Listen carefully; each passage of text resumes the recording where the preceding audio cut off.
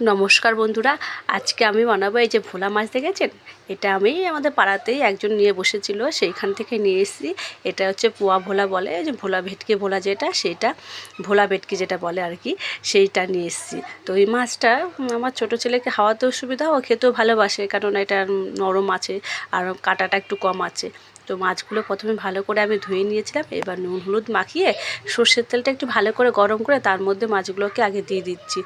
4টে মাছই নিয়েছি, কারণ বড় ছেলে মাছ খায় না, তো ছোটো ছেলের আমি খাবো, ওই জন্য দুবেলা হয়ে যাবে। আর মাছের সাইজটা বেশ ভালো আছে, দেখুন বেশ সুন্দর, মাছের সাইজটা খুব ভালো। এই যে আমার সবগুলো মাছগুলো ভাজা হয়ে গেছে, এবার আমি তুলে নিচ্ছি মাছগুলোকে। এবার এই তেলের মধ্যেই আমি মাছের তেলেই আর কি রান্নাটা করছি। তো কালো জিরে ফোড়ন দিয়ে দিয়েছি, এর মধ্যে একটু পেঁয়াজ কুচি দিয়েছি, আর এর মধ্যে আমি পোস্ত বাটা কাঁচা লঙ্কা বাটা দিয়েছি এর মধ্যে একটুখানি, তো খেতে ভালো লাগবে ওই জন্য দিয়েছি। পেঁয়াজ কুচিও দিয়েছি আর একটু পোস্ত বাটা আর কাঁচা লঙ্কাও দিয়ে দিলাম। কাঁচা লঙ্কা বাটাও আছে আর একটু কাঁচা লঙ্কা চেরা দিয়ে দিয়েছি এর মধ্যে।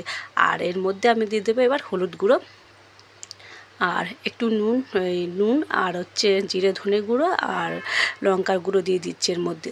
দিয়ে একটু জল দিয়ে ভালো করে এটাকে কষিয়ে নেব।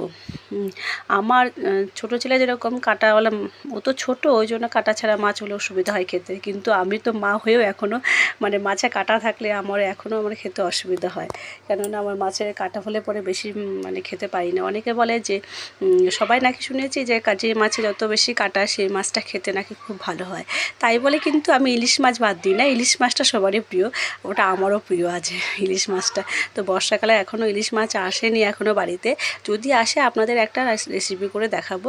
আমি অনেকগুলো রেসিপি জানি ইলিশ মাছের। তো আমার এটা মশলাটা কষিয়ে আমি জল দিয়ে দিয়েছিলাম, জলটা ফুটে গেছে। এবার আমি মাছগুলো দিয়ে দিলাম, দিয়ে একটুখানি ফুটিয়ে নেব, খানিকক্ষণ 5 মিনিটের মতন ফুটিয়ে নেব মাছগুলোকে, যাতে মাছের মধ্যে সব মশলাগুলো ভালোভাবে যায়। দিয়ে তারপরে এটা নামিয়ে নিয়েছি, এই যে ঠিক এরকম হয়েছে। তো আপনাদের কেমন লাগলো রান্নাটা? যদি ভালো লেগে থাকে তাহলে অবশ্যই লাইক করে শেয়ার করে দেবেন। আর সবাই ভালো থাকবেন, সুস্থ থাকবেন, সাবধানে থাকবেন। আসছি, টাটা।